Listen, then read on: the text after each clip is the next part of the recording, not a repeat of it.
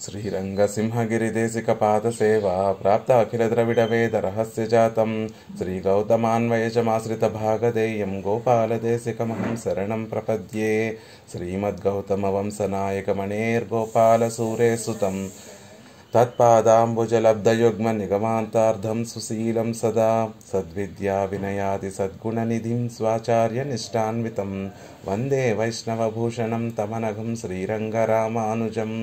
कौशिकान्वयसञ्जातं वेङ्कटार्यतनूभवं वेदान्ताचार्यसच्शिष्यम् उडैवर्लुगुरुं भजे। श्रीशैलेश इत्यादि प्रणतोऽस्मि नित्यम्। மத்தொன்றும் வேண்டா மனமே மதிளரங்கர் கற்றினம் நெய்த்த கஜலினைக்கி உற்ற திருமாலை பாடும் சீர் தொண்டரடிப்பொடி எம்பெருமானை எப்பொழுதும் பேசு। శ్రీమత్ కృష్ణ సమాహ్వాయ నమో యామునసూనవే యత్కటాక్షైకలక్షాణాం సులభ శ్రీధర సదా। భాగవతోత్తములందరికీ కూడా దాసోహాలు సమర్పిస్తూ తొండరడిపొడి ఆళ్వార్లు అనుగ్రహించినటువంటి 38వ పాసురాన్ని సేవిస్తున్నాం. అత్యద్భుతంగా పెరియవాచాన్ పిళ్ళై అనేటటువంటి మహనీయుడు ఈ పాసురం యొక్క వ్యాఖ్యానాన్ని అనుగ్రహిస్తూ తిరువాలై అనేటటువంటి ప్రబంధము అసలు ఆవిర్భవించిందే ఈ విషయాన్ని తెలియజేయడం కోసం, ఈ 38వ పాసురంలో అనుగ్రహించినటువంటి విషయాన్ని తెలియజేయడం కోసమే ఈ తిరుమాలై అనేటటువంటి ప్రబంధం ఆవిర్భవించింది అని ఈ పాసురం యొక్క గొప్పతనాన్నంతటినీ కూడా మనం అనుగ్రహించారు. ఏమిటి విశేషంగా ఈ పాసురంలో ఉన్నటువంటి ఆ విశేష వైభవం ఏమిటండి అంటే, పరమాత్మకి ఆనందం కలగచేసేటటువంటి వారు ఎలా ఉంటారు అనేటటువంటి విషయాన్ని తెలియచేశారు. ద్వయమంత్రంలో వివరింపబడినటువంటి ఆ విషయములన్నీ కూడా నిత్యము అనుష్ఠాన పర్యంతము ఆచరించేటటువంటి మహనీయుల యొక్క స్వరూపం ఎలా ఉంటుందో ఆ విషయాన్ని అంతటినీ కూడా ఈ పాసురంలో అనుగ్రహించారు. ఆళ్వారుల్లో కొంతమంది ద్వయంలో ఉత్తర భాగాన్ని మాత్రం ఒకచోట అనుగ్రహించి పూర్వఖండాన్ని ఒకచోట అనుగ్రహించి అలా మనకి ఆ విశేషాలన్నింటినీ కూడా అనుగ్రహిస్తే, ఇక్కడ తొండరడిపొడి ఆళ్వార్లు మాత్రం ఆ రెండు ఖండాలని, ద్వయంలో ఉత్తరఖండం పూర్వఖండం యొక్క అర్థాలన్నిటినీ కూడా ఈ పాసురంలోనే మనకి మనకి అనుగ్రహించి ఎంతో విశేషంగా కటాక్షించారు ఆళ్వార్లు. మెయిం పొరుள் పోగవిట్టు మెయిమయే మిగవునందు ఆంబరీసరిందుకొండు ஐம்புலன் அகத்தடக்கி காம்புரத்தலை சிரத்து உன் கடைத்தலை இருந்து வாழும் சோம்பரை யுகத்தி போலும் షూష్ పునరంగత్తానే. ఓ రంగనాథ, నీకు ఎవరి విషయంలో ఆనందం కలుగుతుందో మాకు తెలిసిపోయింది అని ఆళ్వార్లు తొండరడిపొడి ఆళ్వారులను చూసి పెరుమాళ్ల యొక్క తిరుముఖ మండలం వికసించి ఆనందంతో చక్కగా ప్రకాశిస్తూ ఉంటే ఆ విషయాన్ని తెలుసుకున్నటువంటి ఆళ్వార్లు, ఓహో, పెరుమాళ్లకి ద్వయాన్ని నిత్యము అనుసంధానం చేసి ఆయన కటాక్షం కోసం ఎదురు చూసేటటువంటి వారి విషయంలో ఆనందం కలుగుతుందన్నమాట. అలా ఉంటే మనం ఆయనకి ఆనందం కలగజేసేటటువంటి వారం అవుతామన్నమాట అనేటటువంటి విషయాన్ని ఈ లోకాన్నంతటికీ కూడా అనుగ్రహిస్తున్నారు. నిత్యము 3 మంత్రాలు నిత్యము అనుసంధించుకోవలసినటువంటి నియమం ఉన్నప్పటికీ కూడా ఆ తిరుమంత్రము చిరుమంత్రము కేవలం పొద్దున ఆహారం ఏమీ పుచ్చుకోకుండా అనుష్ఠానానికి ముందు మన గురు పరంపర అనుసంధానంతో పాటు ఈ తిరుమంత్రాన్ని సేవించుకోవలసినటువంటి విధిని మన పూర్వాచార్యులు మనకు అనుగ్రహిస్తే, ద్వయాన్ని మాత్రం ఎల్లప్పుడూ నిత్యము ఆ ద్వయమంత్రంలో చెప్పబడినటువంటి ఆ అర్థాన్ని నిత్యము అనుసంధించుకోవచ్చు అనేటటువంటి ఒక సౌకర్యాన్ని మనకి పూర్వాచార్యులు అనుగ్రహించి ఉన్నారు. ఆ విషయం మనకి తెలియచేస్తూ ఆ విషయంలో ఆ ద్వయమంత్రంలో ఉండేటటువంటి అన్ని ఆ విషయాలన్నిటినీ కూడా మనకు తెలియచేస్తున్నారు. ఎలా ఉంటుంది ద్వయమంత్రంలో చెప్పబడినటువంటి విశేషాలు ఏమిటి అంటే, మెయిం పొరుள் పోగవిట్టు, ఈ లౌకిక ప్రకృతి వల్ల కలిగినటువంటి ఆ ప్రాకృతమైనటువంటి ఆ విషయాలన్నిటినీ కూడా సవాసనగా విడిచిపెట్టి మెయిమయే మిగవునందు ఆత్మ యొక్క స్వరూపాన్ని చక్కగా తెలుసుకొని ఆంబరీసరిందుకొండు, మనం చేయవలసినటువంటి కైంకర్యం యొక్క స్వరూపాన్ని చక్కగా తెలుసుకొని ఐంబులన్ అగత్తడకి, 5 ఇంద్రియాలన్నిటినీ కూడా అణిచి ఉంచి కాంబరత్తలై సిరత్తు ఇతర ఉపాయాల పట్ల ఉండేటటువంటి వ్యామోహాన్ని పూర్తిగా త్యజించి కడైతలై ఇరుందు నీ వాకిలిలో వేచి ఉండేటటువంటి వారందరూ ఉన్నారే, వారు ఎలాంటి వారు? వాజుం సోంబరై, చక్కగా ఉజ్జీవించేటటువంటి సోంబరై, తమ విషయంలో తమ హితము తమ ప్రియము తమకేది ప్రియమైందో తమకేది హితమైందో తెలుసుకోకుండా తమ రక్షకత్వంలో తాము ఎటువంటి ఆలోచన చేయకుండా పెరుమాళ్లే మమ్మల్ని రక్షించి తీరుతారు అని ఉండేటటువంటి ఆయన వాకిలిలో పడి ఉండేటటువంటి వారందరినీ చూస్తే ఊహత్తి పోలు ఆయన మనసు ఆనందంతో నిండిపోతుంది కదా. శూష్పులర రంగత్తానే కావేరీ నదీ తీర్థంతో చుట్టబడినటువంటి ఆ కావేరి ఆ శ్రీరంగంలో వేంచేసి ఉన్నటువంటి ఓ శ్రీరంగనాథ, నీకు ఇలాంటి వారిని చూస్తే నీకు ఆనందం కలుగుతుంది కదా, నువ్వు ఇక్కడికి వచ్చి ఉన్నందుకు నీకు ప్రయోజనం కలుగుతోంది కదా, అందుకని నీకు ఆనందం కలుగుతోంది కదా అని చెప్తున్నారు. అందులో ఆంబరీసరెందుకొండు ఏమిటి మనం పొందవలసినటువంటిది అంటే మన స్వరూపం ఏమిటో తెలిస్తే దానికి తగినటువంటి దానికి ఎలా వృద్ధి చెందుతుందో దానికి తగినటువంటి పురుషార్థాన్ని మనం పొందేటటువంటి ప్రయత్నం చేస్తాము. ఆ పురుషార్థము వృద్ధి చెందేటట్టుగా మనం కృషి చేస్తాం. మనల్ని మనుషులము అనుకున్నాం అనుకోండి, మనం తిర్యక్కులు అనుకున్నాం అనుకోండి, తిర్యక్కులు అనేటటువంటి జంతువులన్నీ కూడా తృణ సమూహాన్ని వృద్ధి చేసుకోవడానికే పాటుపడుతూ ఉంటాయి. అలాగే మనం మనుషులు అనుకున్నాం అనుకోండి, ఈ శరీరాన్ని వృద్ధి చేసుకోవడానికి అన్నము సంపాదించడం కోసమే మనం నిత్యము పాటుపడుతూ ఉంటాం. అదే దేవతలుగా భావించామనుకోండి, అమృతాన్ని సిద్ధపరచుకోవడం కోసమే వృద్ధిపరచుకోవడం కోసమే పాటుపడుతూ ఉంటాం. అలా కాకుండా నేను తిరియక్కు శరీరాన్ని పొందినటువంటి వాడిని కాదు, నేను మానుష శరీరాన్ని పొందినటువంటి వాడిని కాదు, నేను దేవతా శరీరాన్ని పొందినటువంటి వాడిని కాదు, ఈ శరీరాల్లో ఉన్నటువంటి ఈ చేతనలన్నీ కూడా దాసోహం, నేను పెరుమాళ్ళకే దాసభూతులముదో అనేటటువంటి విషయాన్ని కనుక తెలుసుకొని ఆ విషయాన్నే నిత్యము స్మరించుకుంటూ ఉంటే అప్పుడు కైంకర్యం ఎలా సంపాదించుకోవాలి, కైంకర్యం ఎలా వృద్ధిపరచుకోవాలి అనేటటువంటి విషయం గురించి మనం పాటుపడుతూ ఉంటాం. కాబట్టి మన మనసుకు ఎప్పుడూ కూడా మనసులో ఎప్పుడూ మనం తలుచుకోవలసినటువంటి స్వరూపానురూపమైనటువంటి జ్ఞానం ఏది అంటే మనం దాసులము దాసులము దాసులము, భగవంతుడికి భాగవతోత్తములకి దాసులము దాసులము దాసులము అనేటటువంటి విషయాన్ని నిత్యము తలుచుకుంటూ ఉండాలి. ప్రకృతి ప్రాకృతి తంగళ్ సంకోచమాయ్ స్వరూపత్తై ఉళ్ళపడి ఉనందాల్ సహజ కైంకర్యమిరే వృద్ధి హేతువాదు. ప్రకృతి వల్ల ఏర్పడినటువంటి శరీరము, ఈ శరీరం ఏర్పడడం వల్ల కలిగినటువంటి ఆ విషయములన్నీ బాంధవ్యములు, ఈ శరీరంతో అనుభవించడానికి తగినటువంటి ఆ విషయములన్నిటి కూడా సంకోచం పోయి అవన్నీ కూడా మనం విడిచిపెట్టేసి వాటి పట్ల విరక్తి కలిగినప్పుడు స్వరూపత్తై ఉళ్ళపడి ఉనందాల్, లోపల ఉండేటటువంటి ఆ స్వరూపాన్ని యథార్థంగా మనం తెలుసుకున్నటువంటి రోజు సహజ కైంకర్యమిరే వృద్ధి హేతువాదు. సహజంగా మనం పొందవలసినటువంటి ఆ కైంకర్యం కోసమే కదా మనం పాటుపడతాము. అది ఎలా పొందాలి, ఇంకా పెరుమాళ్ళు ఆనందించేటట్టుగా ఎలా చేయాలి అనేటటువంటి విషయమే కదా, దాని గురించే కదా మనం నిత్యము ఆలోచిస్తాము అని చెప్తున్నారు. అరిందుకొండు నిధి ఎడుత్తుకొండు ఎన్నుమా పోలే ప్రకృతి ప్రాకృతంగళ్ త్యాజ్యం ఎన్గిర జ్ఞానముం ఆత్మ భగవత్ పరతంత్రం ఎన్గిర జ్ఞానముం ప్రాప్యం కైంకర్యం ఎన్గిర జ్ఞానము రే చేతనకు వేండువదు. అరిందుకొండు ఆంబరిసరెందుకొండు అరిందుకొండు అని చెప్తున్నారు. అంటే కైంకర్యం ఏదో దాని స్వరూపం ఏదో తెలుసుకొని అని చెప్తున్నారు.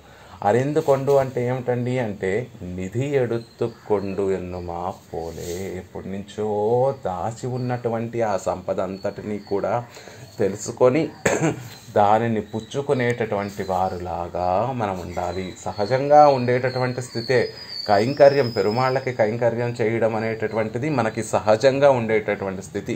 కానీ ఆ స్థితి ఎలా ఏమైపోయింది, భూమిలో దాచబడినటువంటి నిధిలాగా ఐశ్వర్యంలాగా మనకి అది అవగతం కాక మన జ్ఞాన సంకోచం వల్ల మనం ఈ ప్రకృతితోటి సంబంధం ఏర్పడడం వల్ల కైంకర్యం అనేటటువంటి సంపద భూమిలో దాచబడినటువంటి నిధిగా అయిపోతే, ఎప్పుడైతే ఆచార్య కటాక్షంతో, ఎప్పుడైతే పెరుమాళ్ళ కటాక్షంతో మన స్వరూపం మనకి తెలుస్తుందో, లోపల ఉండేటటువంటి ఆత్మ యొక్క యథార్థమైనటువంటి స్థితి మనకి తెలుస్తుందో, అప్పుడు సహజంగా మనం కోల్పోయినటువంటి ఆ కైంకర్యం అనేటటువంటిది, అయ్యో ఇన్ని రోజులు ఆ కైంకర్యాన్ని కోల్పోతున్నామే అనేటటువంటి విషయం మనకి తెలిసి, అప్పటి వరకు భూగర్భంలో దాచబడినటువంటి మనకి జ్ఞానం ఇక్కడ ఉంది, నిధి కైంకర్యం అనేటటువంటి గొప్ప సంపద భూమిలో మనకి స్వతహాగా ఎప్పటి నుంచో వస్తోంది, అది తెలుసుకోకుండా ఇన్ని రోజులు దాచబడినటువంటి నిధిలా దాన్ని కోల్పోయామే అని భావన చెంది ఆ నిధి ఎడుతుక్కొండు. ఎప్పుడైతే ఈ జ్ఞానం కలుగుతుందో, ఆత్మ యొక్క సహజమైనటువంటి స్వరూపం కైంకర్యం చేయడమే అని భావన కలిగి దాచబడినటువంటి నిధిని పొందితే ఎంత ఆనందం కలుగుతుందో, అలా అప్పటి వరకు మరచిపోయినటువంటి అజ్ఞానం వల్ల మరచిపోయినటువంటి కైంకర్యం అనేటటువంటి గొప్ప పురుషార్థాన్ని పొందినటువంటి వారం అవుతాము. అలా నిధి ఎడుతుక్కొండు ఎన్నుమా పోలే, నిధి తీసుకొని ఆనందించేటటువంటి వారిగా, వారి ఇంటిలోనే ఉన్నటువంటి, వారి హాల్లోనే దాచబడినటువంటి ఆ నిధి ఇన్ని రోజులు తెలియక ఎవరో వచ్చి అక్కడ మీ పూర్వులు గొప్ప నిధిని దాచిపెట్టారండి అంటే, ఆ నిధికి ఆ విషయం తెలుసుకోగానే ఆనందపడిపోయి వెంటనే తవ్వి ఆ నిధిని బయటికి తీసి ఆ నిధిని సద్వినియోగం చేసేటటువంటి వారు ఎలా అయితే ఆనందపడిపోతారో, అలా పరమాత్మతో నీకు నవవిధ సంబంధం ఉంది, ఆయన నీకు స్వామి, నువ్వు ఆయనకి దాసుడివి, నీవు దాస్యం చేయడమే, కైంకర్యం చేయడమే నీ స్వరూపము అని అప్పటి వరకు మరుగున పడినటువంటి ఆ విషయాన్ని తెలుసుకున్నటువంటి జీవుడు కూడా పెరుమాళ్ళ యొక్క కైంకర్యం దొరకగానే, ఆహా ఇన్ని రోజులు కోల్పోయినటువంటి కైంకర్యం ఎందుకు కోల్పోయానా, ఈ కైంకర్యము ఈనాడు అదృష్టవశాత్తు భాగ్యవశాత్తు లౌకికంగా సంసారంలో ఉండేటటువంటి వారికి అదృష్టవశాత్తు నిధి దొరికితే ఎంత ఆనందపడిపోతారో, ఈరోజు పెరుమాళ్ళ కటాక్షంతో నాకు నిధి కైంకర్యమే అనేటటువంటి విషయం తెలిసింది, ఇన్ని రోజులు మరుగున పడి దాచిపెట్టబడినటువంటి ఈ విషయం నాకు తెలిసి ఈనాడు ఆ కైంకర్యం పొందగలిగాను అని ఆనందపడిపోయేటట్టుగా ఉంటుంది. అందుకే త్యాగరాజస్వామి చెప్తారు, నిధి చాలా సుఖమా, రాముని సన్నిధి సేవ సుఖమా అని చెప్తారు. నిజంగా ఈ లోకంలో ఉండేటటువంటి ఐశ్వర్యాలన్నీ కూడా గొప్పవా, లేకపోతే రాముడి సన్నిధికి చేరి ఆయన దగ్గర ఉండి ఆయనకి చేసేటటువంటి కైంకర్యములు గొప్ప సుఖాన్ని ఇస్తాయా అంటే, రాముడి చెంతకు చేరి ఆయనకి చేసేటటువంటి కైంకర్యములే గొప్ప ఆనందాన్ని కలగచేస్తాయి అన్న విషయము అనేక మంది మనకి తెలియజేశారు. అందుకే పెరుమాళ్ళకి ఉండేటటువంటి ఒక గొప్ప తిరునామం ఏమిటి అంటే వైత్తమానిది అని ఒక దివ్య దేశంలో ఉండేటటువంటి పెరుమాళ్ళకి తిరునామం. దాచిపెట్టబడినటువంటి సంపద వంటి వాడా అని అర్థం. ఎప్పుడు కలుగుతుంది ఆ జ్ఞానం, ఎప్పుడు ఆ పెరుమాళ్ళని గొప్ప ఐశ్వర్యంగా మనం భావిస్తాము అంటే, మన స్వరూపం మనకి తెలిస్తే అప్పుడు పెరుమాళ్ళ యొక్క గొప్పతనాన్ని మనం అనుభవించి, ఆయన వెలకట్టలేనటువంటి గొప్ప నిధి, ఆయన వెలకట్టలేనటువంటి గొప్ప మరకతమని, ఆయనకి కైంకర్యం చేయడమే మనకి ఆనందం, మనం పొందవలసినటువంటి కైంకర్యం చేసి ఆయన తిరుముఖ మండలంలో సంతోషాన్ని చూడటమే మన స్వరూపము అనేటటువంటి విషయం మనకి తెలుస్తుంది. ఇంటిలో పాతకాలం రోజుల్లో లాంతర్లు ఉండేవి. ఆ లాంతర్కి మసి పట్టేసి లోపల దీపం వెలుగుతున్నప్పటికీ కూడా ఆ లాంతర్ యొక్క గ్లాసుకి అంతా కూడా మసి పట్టేసి ఉన్నప్పుడు ఆ లోపల నుండి వచ్చేటటువంటి వెలుగు ఆ గదంతా కూడా చక్కగా ప్రకాశించదు. ఎప్పుడు ఆ గ్లాస్ అంతా కూడా మసి పట్టి ఉన్నప్పుడు అప్పుడు ఏదో ఆ ఇంట్లో ఉండేటటువంటి ఇల్లాలు ఆ గ్లాసును తీసుకొని ఒక గుడ్డ తీసి ఆ మసినంతటిని కూడా శుభ్రంగా చేసి మళ్ళీ ఆ లాంతరికి పెడితే ఆ లోపల వెలిగేటటువంటి దీపము యొక్క ప్రకాశం ఆ గదంతటిని కూడా ఎలా అయితే నింపేస్తుందో, లోపల ఆత్మ అనేటటువంటి తత్వం ఎప్పుడూ వెలుగుతూనే ఉంటుంది. కానీ శరీర సంబంధం వల్ల ఏర్పడినటువంటి అహంకార మమకారములు అనేటటువంటి మసి ఆ ఆత్మ చుట్టూతా చేరి లోపల ప్రకాశించేటటువంటి ఆ స్వరూపాన్ని మనకి తెలియకుండా చేస్తూ ఉంటాయి. ఎప్పుడైతే భగవత్ కటాక్షంతో, ఆచార్యుల కటాక్షంతో ఆ మసంతా కూడా పోతే లోపల సహజంగా ఉండేటటువంటి ఆ స్థితి, ఆత్మస్థితి మనకి తెలిసి ఆ ఆత్మ పెరుమాళ్ళకి దాసభూతమైనటువంటిది, పెరుమాళ్ళకి కైంకర్యం చేయవలసినటువంటిది అనేటటువంటి విషయం తెలిసి అప్పుడు గొప్పగా ప్రకాశిస్తుంది. అప్పుడు ఈ ఆత్మ విలువైనది కదా, ఈ విలువైనటువంటి ఈ ఆత్మని పరమాత్మ కైంకర్యానికి ఉపయోగించకుండా నాది అని నేను దొంగతనం చేస్తున్నాను, పరమాత్మకి చెందినటువంటి ఈ విషయాన్ని నాది అని నేను దొంగతనం చేసి పరమాత్మ కైంకర్యానికి దూరం అయిపోతున్నాను కదా అనేటటువంటి జ్ఞానం మనకి మళ్ళీ కలిగి పెరుమాళ్ళ యొక్క కైంకర్యమే గొప్పది, అదే విలువ కట్టలేనటువంటి ఒక నిధి, పెరుమాళ్ళకి కైంకర్యం చేసి ఆయన తిరుముఖ మండలంలో ఆనందం చూడటమే మనకి వెలకట్టలేనటువంటి గొప్ప నిధి అనేటటువంటి విషయం అప్పుడు మనకి తెలుస్తుంది అని చెప్తున్నారు. ప్రకృతి ప్రాకృతంగల్ త్యాజ్యమెంగిర జ్ఞానము. ప్రకృతి ప్రాకృతికంగా ఎలా అయితే ఇప్పుడు మనం చెప్పుకున్నామో ఆ మసి తొలగితేనే ఆ లోపల ఉన్నటువంటి విషయం అనేటటువంటిది బాగా తెలుస్తుంది.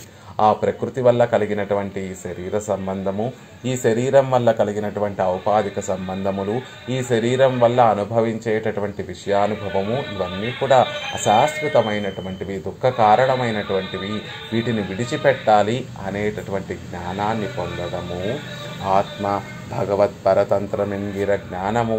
ఈ ఆత్మ భగవంతుడికి పరతంత్రమైనటువంటిది. పరతంత్రమైనటువంటిది అంటే ఆయన ఇష్ట వినియోగార్హమైనటువంటిది. అచిత్తు పోలే పారతంత్ర్యము అంటారు. ఇప్పుడు మనకు ఉండేటటువంటి వస్తువుల్ని ఎలా అయితే మనకి కావాల్సినట్టుగా మనం వాడుకుంటున్నామో అలా భగవంతుని చేత వినియోగించుకోబడడానికి తగినటువంటిది ఈ ఆత్మ. ఆయనకి కావాలంటే ఏదో ఒక కైంకర్యాన్ని మనకి ప్రసాదించి, మనకి ఆ కైంకర్యాన్ని ప్రసాదించి ఆ కైంకర్యం ద్వారా తాను ఆనందాన్ని అనుభవించేటట్టుగా ఉండవలసింది ఈ ఆత్మ. వాచ్ ఉందనుకోండి, ఇప్పుడు 4-5 వాచ్లు ఉన్నాయి మన డ్రావర్లో, మనకి ఏది సూట్ అవుతుందో ఆ వాచ్నే తీసుకొని మనం పెట్టుకుంటాం, మిగతా వాచ్లు అక్కర్లేకపోతే తీసి మళ్ళీ అక్కడ పెట్టేస్తాం. అలా మనం ఉండాలి.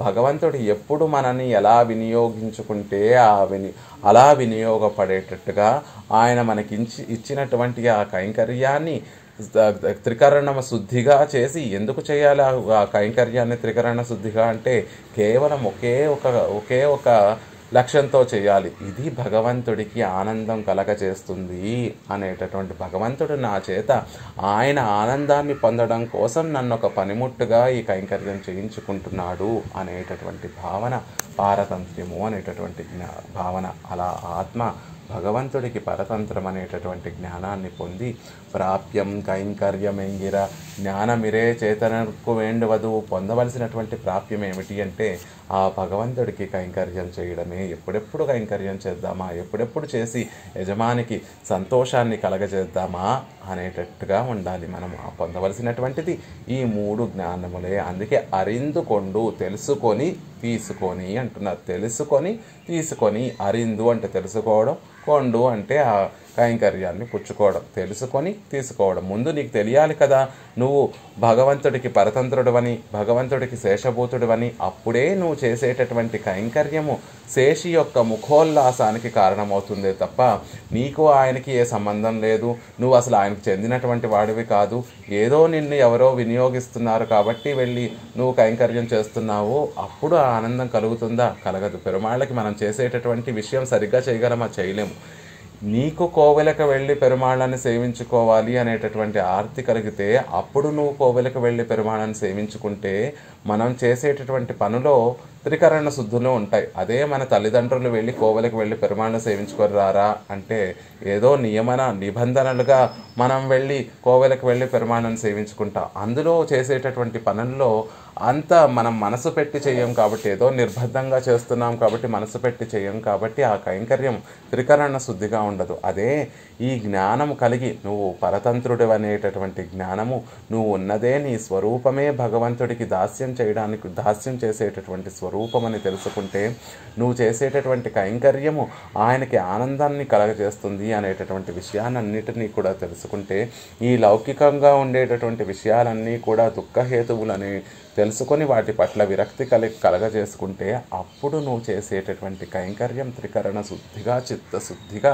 కేవలం ఒకే ఒక లక్ష్యంతో ఆ కైంకర్యం చేస్తావు. ఏమిటి ఆ కైంకర్యము? ఎలా చేస్తావు? ఏమిటి ఆ లక్ష్యము అంటే పెరుమాళ్ళకి ఆనందం కలగజేయడం. చేయడమే నా లక్ష్యము అనేటటువంటి శుద్ధమైనటువంటి భావనతోటి అప్పుడు కైంకర్యం చేస్తాం.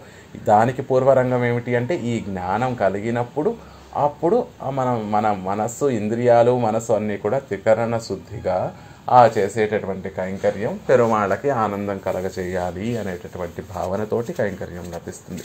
చేసే చిన్న కైంకర్యమైన ఒక పువ్వు కోసి వృక్షం నుండి, చెట్టు నుండి ఒక పువ్వుని కోసి పెరుమాళ్ళ పాదాల దగ్గరకు ఉంచడం అనేటటువంటి చిన్న కైంకర్యమైనా కూడా ఈ పువ్వు పెరుమాళ్ళ పాదాల దగ్గర ఎంతో భోగ్యంగా ఉంటుంది, ఆయనకి ఎంతో ఆనందం కలగజేస్తుంది.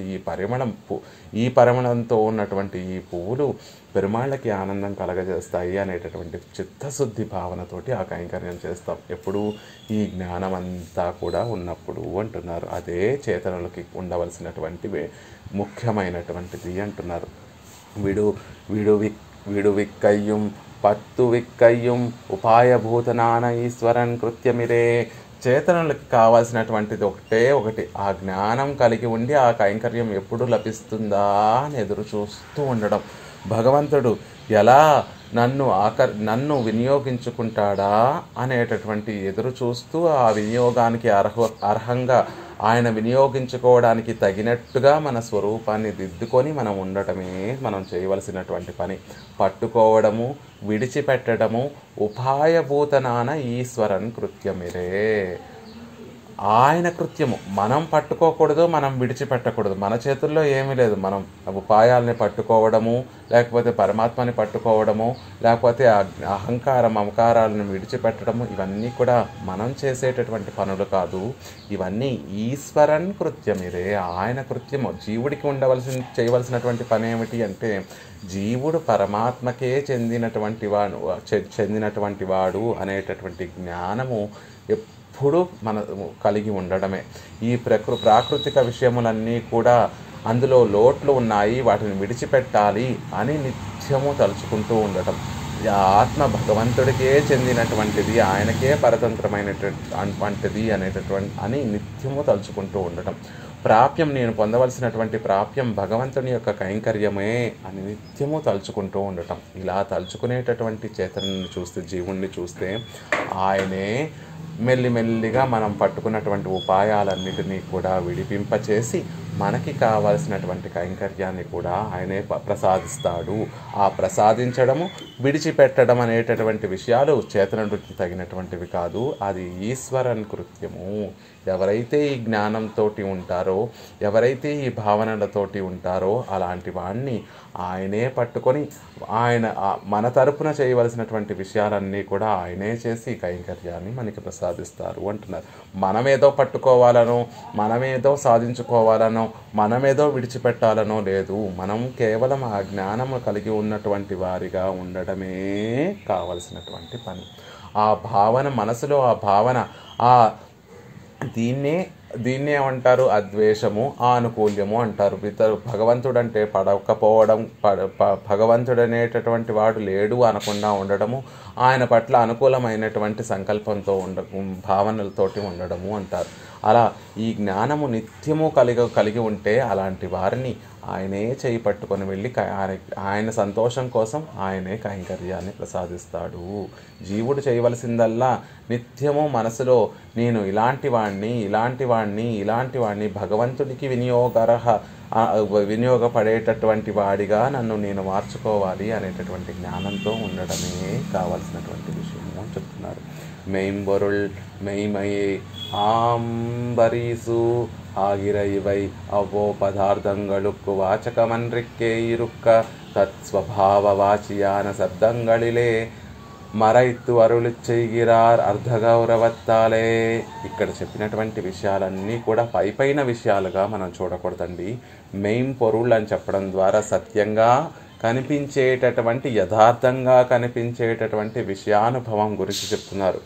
మెయిమయే అంటే సత్యము అని అర్థం. కానీ ఇక్కడ అర్ధగౌరవం చేత సత్యాన్ని గురించి చెప్పడం లేదు, ఆత్మ గురించి చెప్తున్నారు. ఆంపరిసు అంటే కోరుకోతగినటువంటిది, పురుషార్థము.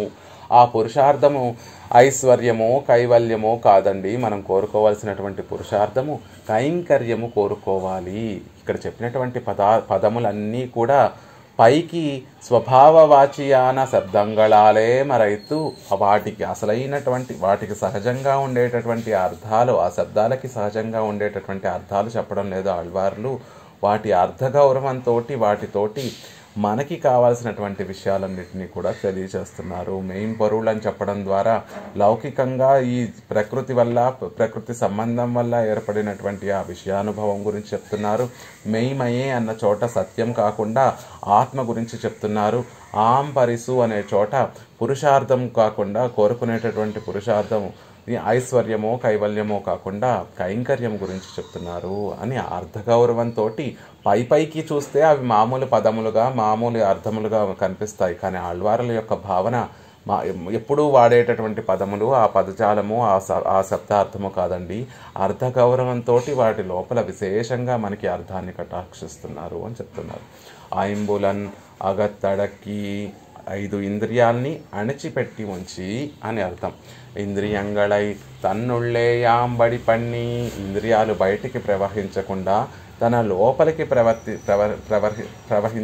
ప్రవర్తించేటట్టుగా చేసుకోవడము, వాటి యొక్క నిజస్థితిని అవి తెలుసుకునేటట్టుగా చేసుకోవడము. అదాగిరదు తన్వసత్తిలే యాంబడి పన్నుగై, తన మనసు చెప్పినట్టుగా నడుచుకునేటట్టుగా, తన వశంలో ఉంచుకునేటట్టుగా ఇంద్రియాలను ఉంచుకొని, ఇంద్రియాలు ఉన్నవి పెరుమాళ్ల యొక్క కైంకర్యం చేయడం కోసం కాబట్టి పెరుమాళ్ల కైంకర్యం చేసేటట్టుగా మనసు ప్రేరేపిస్తే ఆ ఇంద్రియాలు ఆ మనసు యొక్క మాట విని తదనుగుణంగా పెరుమాళ్ల యొక్క కైంకర్యం చేసేటట్టుగా ఉండడము.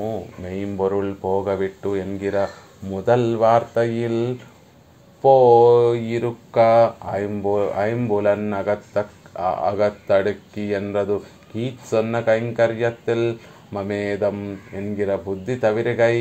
ఈ విషయాలు ముందు పదంలోనే చెప్పేశారు కదండి. మెయిం పొరుள் పోగవిట్టు ఎన్గిర முதல் వార్తయిల్ పోయిరుక్క, ఈ ఇంద్రియాలని ఇతర విషయాల పట్ల, సాంసారిక విషయాల పట్ల సవాసనగా వాటిని విడిచిపెట్టండి. యథార్థంగా అనిపించేటటువంటి లౌకిక విషయాలని విడిచిపెట్టండి అని చెప్పిన చోటే ఇంద్రియాలతోటి అనుభవించేటటువంటి ఆ విషయాలను కూడా విడిచిపెట్టండి అని చెప్పారు. ఆ మెయిన్ పొరుళ్ళన్న చోట 3 విషయాలు చెప్పారు. పైకి వచ్చి పడేటటువంటి విషయములు, విడదీయరానటువంటి విషయములు, ఏ విషయాన్ని పట్టుకుంటే అన్నీ సరిగ్గా తెలిసిపోతాయో అన్నటువంటి విషయములు, వచ్చి మీద పడేటటువంటి విషయములు అని మొదట అన్వయం చెప్పారే, మొదటి వ్యాఖ్యానం చెప్పారే. అందులో ఈ లౌకిక విషయాలన్నీ కూడా వస్తాయి కదా, ఇంద్రియాలతోటి అనుభవించేటటువంటి విషయాలన్నీ కూడా వచ్చేస్తాయి కదా. వాటిని పోగవిట్టు అని చెప్పడం ద్వారా ఇంద్రియాలతో అనుభవించేటటువంటి విషయాలన్నిటినీ కూడా విడిచిపెట్టండి అని అప్పుడే చెప్పేశారు కదా. అంటే ఇంద్రియాలను విషయాల పట్ల ప్రవర్తింప చేయకుండా పెరుమాళ్ల పట్ల ప్రవర్తింప చేయండి అని మొదటి పదంలోనే మనకి మొదటి వార్తలోనే చెప్పేశారు కదా. మళ్ళీ ఇక్కడ ఐంబులన్ అగత్తడక్కి అని మళ్ళీ ప్రత్యేకంగా ఎందుకు చెప్తున్నారు అంటే, మొదట చెప్పిన దాంట్లో ఇంక్లూడ్ అయినప్పటికీ కూడా ఇప్పుడు ఐంబులన్ అగత్తడక్కి అని చెప్పిన దాంట్లో కీచొన్న కైంకర్యత్తిల్ మమేదం ఎన్గిర బుద్ధి తవిర్కై, ఇప్పుడు కింద ఆంబరీ సరిందుకొండు అని చెప్పినటువంటి కైంకర్యాన్ని యొక్క స్వరూపాన్ని తెలుసుకొని కైంకర్యం పొంది అని చెప్పినటువంటి ఆ విషయంలో ఆ కైంకర్యం ఎలా చేయాలి అంటే మమేదం ఎన్గిర బుద్ధి తవిరిగాయి. అత్యంత అద్భుతంగా అనుగ్రహిస్తున్నారు. మనం చేసేటటువంటి కైంకర్యము మన కోసము కాదు, నేను చేస్తున్నాను, నా కోసం ఈ కైంకర్యము అనేటటువంటి భావనని విడిచిపెట్టాలి అని ఐంబులన్ అగత్తడక్కి అనేటటువంటి పదంతో ఆళ్వార్లు సూచిస్తున్నారు అంటున్నారు. కైంకర్యం చేసేటప్పుడు ఇది నా కోసము, నా ఆనందం కోసము అని అనుకోకూడదు. పెరుమాళ్ళకి చక్కగా తిరుమంజనం చేసి, పెరుమాళ్ళకి చక్కటి వస్త్రాలు ధరింపచేసి, ఆహా ఈరోజు పెరుమాళ్ళని ఎంత అందంగా తీర్చిదిద్దాను, ఎంత ఆనందం కలుగుతోందండి నాకు అనేటటువంటి భావన మనకి రాకూడదు. కైంకర్యం చేసినప్పుడు చక్కటి వస్త్రములు పెరుమాళ్ళకి ధరింపచేసినప్పుడు, ఆహా పెరుమాళ్ళు ఈరోజు నా చేత ఎంతటి చక్కటి వస్త్రములు ధరింప చేసుకున్నారు, ఎంతగా ఆనందపడిపోతున్నారు పెరుమాళ్ళు అనేటటువంటి భావన రావాలి. కేవలం మనం ఆయన చెప్పినట్టుగా పరతంత్రులము, పరమాత్మకే పరతంత్రములు అని చెప్పినట్టుగా ఒక పనిముట్టుగా మన చేత ఆయనకు కావాల్సినటువంటి విషయాలన్నీ కూడా ఆయన మన చేత చేయించుకుంటున్నాడు అనేటటువంటి భావన కలగాలి. ఈరోజు చక్కటి సంపెంగ పూలను పెరుమాళ్ళ పాదాల దగ్గర సమర్పిస్తే ఆహా ఎంత చక్కగా పెరుమాళ్ళు నా చేత ఈరోజు పువ్వులు సమర్పింపజేసుకున్నారు అనేటటువంటి భావన కలగాలే తప్ప ఈరోజు నేను ఎంత గొప్పగా పెరుమాళ్ళకి చక్కటి పువ్వులను సమర్పించాను, అది ఆయనకి ఎంత ఆనందం కలుగుతుంది, నాకే ఆనందం కలుగుతుంది కదా పెరుమాళ్ళకి సంపంగి పువ్వులు సమర్పిస్తే అనేటటువంటి భావన మన మనసులో ఏమాత్రమూ రాకూడదు. ఆ కైంకర్యం అనేటటువంటిది ఆయన కొరకు ఆయన ఆజ్ఞాపిస్తే ఆయన విషయంలో ఆయనని ఆనందింప చేయడానికి నేను ఒక పనిముట్టుగా నేను చేస్తున్నాను అనేటటువంటి భావన కలగడం కోసం ఐంబులన్ అగత్తడక్కి అని చెప్తున్నారు. ఈ విషయం మనకి బాగా అర్థం అవ్వాలి అంటే రామాయణంలో ఒక సందర్భాన్ని చూడాలి. అహం సర్వం కరిష్యామి జాగ్రత్త స్వపతశ్చే అని లక్ష్మణస్వామి రామచంద్ర నీకు అన్ని విధములైనటువంటి కైంకర్యం, నువ్వు సీతాదేవి ఆ అడవుల్లో చక్కగా పర్వత చర్యల్లో సంచరిస్తూ ఉంటే మీకు కైంకర్యం సకల విధ కైంకర్యములు నేనే చేస్తాను అని నిర్బంధించి లక్ష్మణస్వామి అరణ్యవాసానికి వచ్చాడు రామచంద్రుడు సీతాదేవితో పాటు. రామచంద్రుడికి ఒక మూల సందేహం ఎప్పుడూ ఉంది, లక్ష్మణస్వామి ఇలా కైంకర్యం చేస్తా అంటున్నాడు, అది ఎలా చేస్తాడు అంటే అందులో కొంచెం అహం సర్వం కరిష్యామి అన్నప్పుడు కొంచెం స్వాతంత్ర్యం ఉంది కదా, తన కొరకు ఈ కైంకర్యం అంతా చేస్తున్నాడేమో అన్నటువంటి భావన కొంచెం పరీక్షించాలి, ఇంకా కాశీ వడపోయాలి, ఆ తత్వాన్ని ఈ లోకానికి అంతటికీ కూడా బాగా తెలియచేయాలి అనేటటువంటి భావనతోటి రామచంద్రుడు ఆ తీరం ఎక్కడికి చిత్రకూటానికి చేరిన తర్వాత చిత్రకూటానికి పర్వత చర్యల దగ్గరికి వెళ్ళిన తర్వాత ఒక చక్కటి ఆశ్రమాన్ని ఏర్పరచుకోవాలి. రామచంద్రుడు సీతాదేవి లక్ష్మణస్వామి ఒక చక్కటి పర్ణశాలని ఏర్పరచుకోవాలి. ఆ సందర్భంలో లక్ష్మణస్వామిని పిలిచి, లక్ష్మణ నీకు ఎక్కడ చక్కగా నచ్చుతుందో, నువ్వు ఎక్కడ నీళ్లు బాగా ఉన్నాయి అనుకుంటున్నావో, నువ్వు ఎక్కడ నీడ బాగా లభిస్తుంది అనుకుంటున్నావో అక్కడ ఒక చక్కటి ఒక పర్ణశాలను ఏర్పరచు అని లక్ష్మణస్వామి ఒక ఆదేశం అని రామచంద్రుడు లక్ష్మణస్వామికి ఆదేశం ఇస్తాడు. నార్మల్గా చెప్పినట్టుగానే లక్ష్మణ నీరు నీడ చక్కగా ఉన్న చోట ఒక చక్కటి పర్ణశాల వెయ్యవయ్యా అని ఆదేశిస్తాడు, వెతికి వెయ్యవయ్యా అని ఆదేశిస్తాడు. వెంటనే లక్ష్మణస్వామి కళ్ళల్లో ఉండి నీళ్లు కారిపోతూ ఏడ్చేస్తూ, రామచంద్ర ఇంత మాట అనేసావేమిటి, నీకు నచ్చినట్టుగా పర్ణశాలని ఒక ప్రదేశాన్ని వెతికి నువ్వు నీకు నచ్చినట్టుగా పర్ణశాలని వెయ్యవయ్యా అని నాకు ఆదేశం చేసావేమిటి, నాకు అంటూ అసలు ఏమీ లేదు కదా, నేను చేసేటటువంటి ప్రతి విషయము కూడా నీకు ఆనందాన్ని కలగజేయడం కోసమే నేను చేస్తాను కదా, మళ్ళీ ఇక్కడ నాకు స్వతంత్రతా బుద్ధిని ఆపాదించి నీకు నచ్చిన చోట నీకు నచ్చినట్టుగా పర్ణశాలని నిర్మించు అని చెప్పావేమిటయ్యా అని లక్ష్మణస్వామి బోరున ఏడ్చేసి అక్కడ వాల్మీకి మహర్షి అందమైనటువంటి మాట వేస్తారు. కృషించుకుపోయాడట లక్ష్మణస్వామి ఎవరో కాదు, తిరు అనంతాళ్వాన్. ఆయన పాము చూడండి బాగా పడగ విప్పినప్పుడు ఎలా అయితే ఎంత పెద్దగా కనిపిస్తూ ఉంటుంది, అదే ఆ పాముకి భయం వేసిందో లేకపోతే సిగ్గుపడినప్పుడు ఆ పాము మళ్ళీ ఆ పడగనంతటిని కూడా ముడుచుకొని తనలో తాను చుట్టుకొని లోపలికి వెళ్ళిపోయి ఏదో ఒక చిన్న వస్తువులా అయిపోతుంది. అలా లక్ష్మణస్వామి కూడా రామచంద్రుడు నీకు నచ్చిన చోట నీళ్లు నీడ బాగా ఉండేటట్టుగా చూసి ఒక చోటుని వెతికి నువ్వు నీకు నచ్చినట్టుగా పర్ణశాలను నిర్మించు అని రామచంద్రుడు పలకగానే దుఃఖంతో కన్నీరు మున్నీరుగా లక్ష్మణస్వామి ఏడుస్తూ తన సహజ స్థితి ఆ ఎక్కువ ఆనందం కలిగిన ఎక్కువ దుఃఖం కలిగిన మన స్వరూపాన్ని మర్చిపోయి మన ఒరిజినాలిటీ బయటకు వచ్చేస్తుంది. అలా లక్ష్మణస్వామి కూడా తాను తిరు అనంతాళ్వాన్ని కాబట్టి అలా ఆ దుఃఖంతో ముడుచుకుపోయి చిన్నవాడే అంటే సిగ్గుతోటి చిన్నవాడైపోయాడు అని చెప్పడంలో వాల్మీకి మహర్షి తన స్వరూపం ఏదైతే ఉందో పాముగా ఉండేటటువంటి తన స్వరూపం పడగ విప్పినటువంటి పాము ఎలా అయితే భయం కలిగినప్పుడు చిన్నగా అయిపోయి చుట్టుకొని ఎలా అయితే ఒక చోట చేరిపోయి ఉంటుందో లక్ష్మణస్వామి కూడా రామచంద్రుడు అన్నటువంటి మాటకి దుఃఖంతో సిగ్గుతోటి అలా కృషించుకుపోయాడు. ఎందుకు కృషించుకుపోయాడు, ఎందుకు దుఃఖం కలిగింది లక్ష్మణస్వామి అంటే నీకు నచ్చిన చోటు అని రామచంద్రుడు అనేసరికి ఆ మాట తాళలేకపోయాడు లక్ష్మణస్వామి.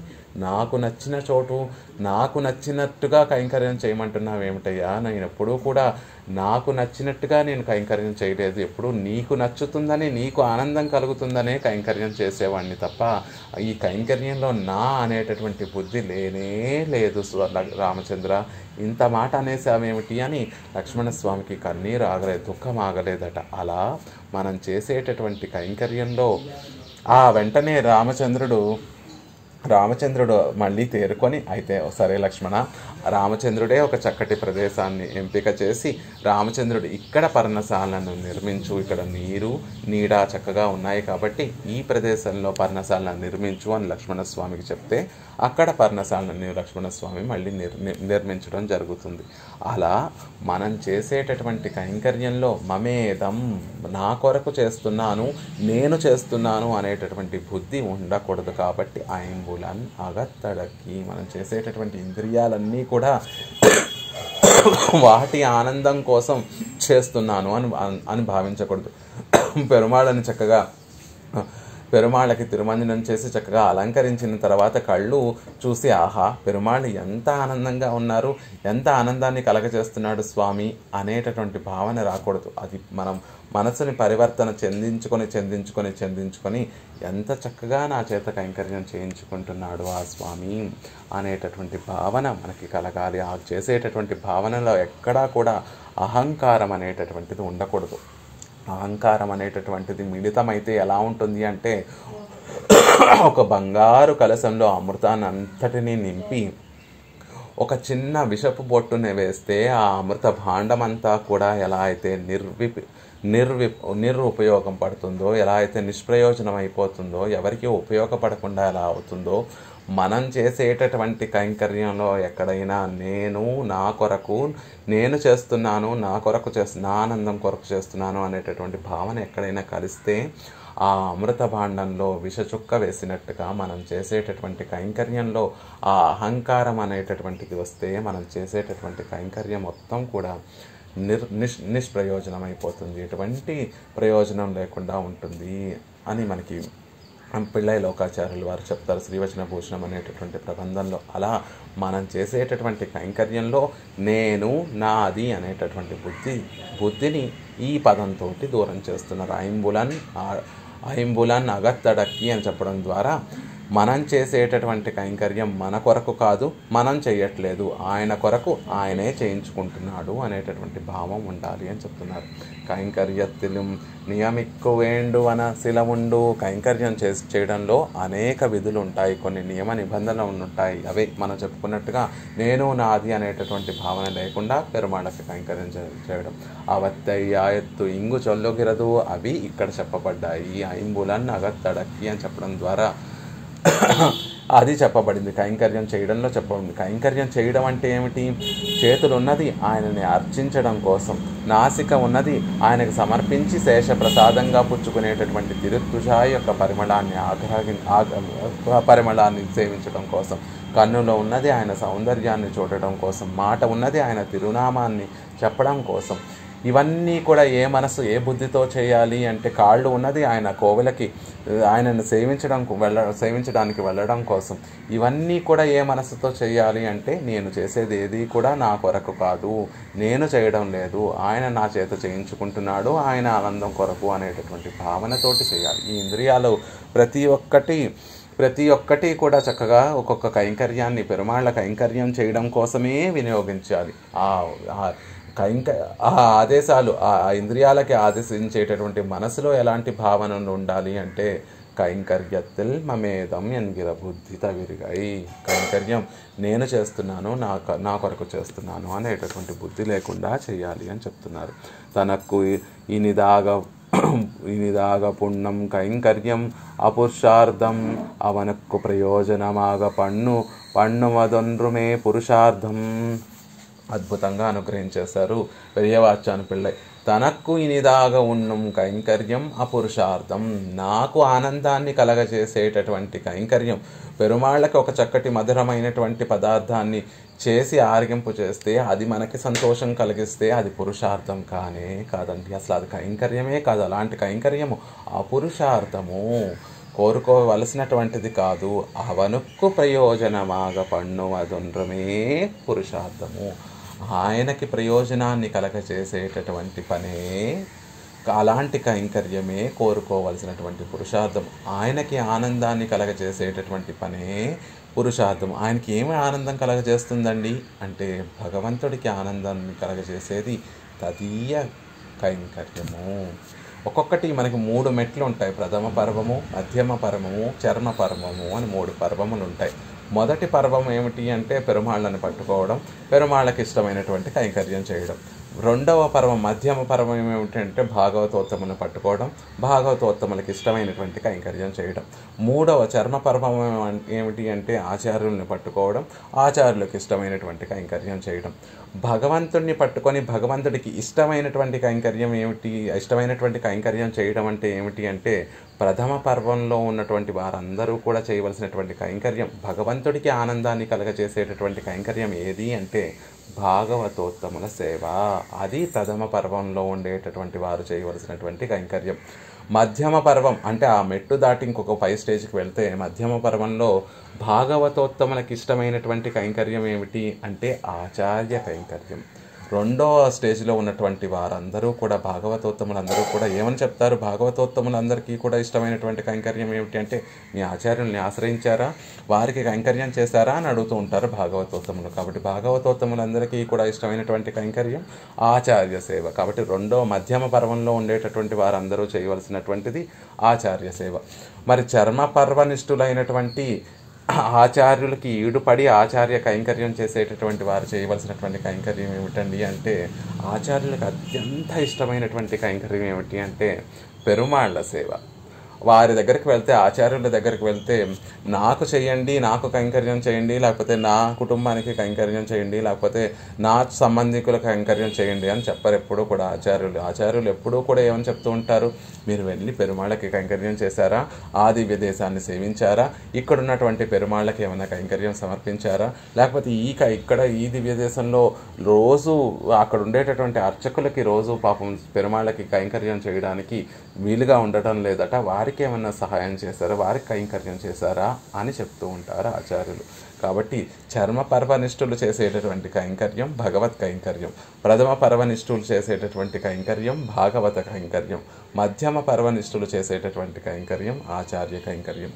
చూడడానికి అవన్నీ కూడా రివర్స్లో ఉంటాయి. అంటే చివరి పర్వంలో ఉండేటటువంటి వారందరూ ఏమంటారు అంటే ఆచార్యులకి ఈడుపడి ఉండడం, ఆచార్యులకి సంతోషం కలిగించేటటువంటి వారు చర్మ పర్వులు. కానీ వారు చేసేటటువంటి కైంకర్యం ఏమిటి అంటే భగవంతుడికి కైంకర్యం. అలా ఇక్కడ కూడా కైంకర్యంలో ఇప్పుడు ఏమని చూసుకోవాలి అంటే భగవంతుడికి ఇష్టమైనటువంటి కైంకర్యమే మనం చేయాలి. ఆయనకి ప్రయోజనంగా ఉండేటటువంటి కైంకర్యమే పురుషార్థం అవుతుంది. ఆయనకి ఇష్టమైనటువంటి కైంకర్యం ఏమిటి అంటే అర్చనలు అన్నిటిలో కూడా విష్ణువుని అర్చించటం గొప్ప పని అయితే, ఉన్నటువంటి అన్నిటిలో కూడా విష్ణువుని ఆరాధించటం గొప్పదైతే, ఆ విష్ణు ఆరాధన కన్నా కూడా గొప్పదైనటువంటి ఆరాధన ఏమిటి అంటే భాగవత కైంకర్యం, తదీయ ఆరాధనం అని మనకి శాస్త్రాలు చెప్తున్నాయి. కాబట్టి భగవంతుడికి అత్యంత ఇష్టమైనటువంటి కైంకర్యం భాగవత సేవయే అత్యంత ఇష్టమైనటువంటి కైంకర్యం.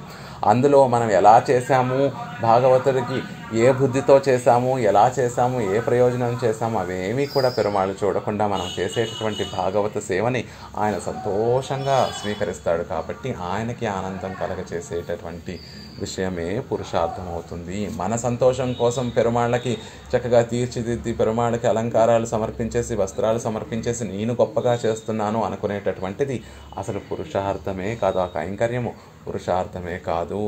ఆయనకి ఆనందాన్ని కలగజేసేటటువంటిదే పురుషార్థము.